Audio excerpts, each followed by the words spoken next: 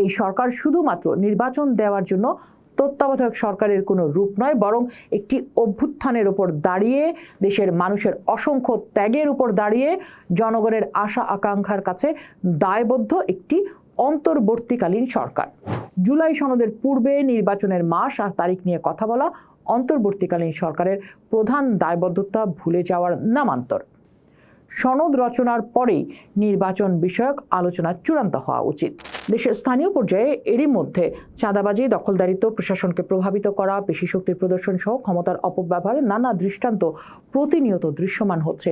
এই অবস্থায় অন্তর্বর্তীকালীন সরকারের অন্যতম বড় চ্যালেঞ্জ নির্বাচনের জন্য লেভেল প্লেইং ফিল্ড তৈরি করা, যেটা নির্বাচনের অন্যতম আরেকটি পূর্বশর্ত।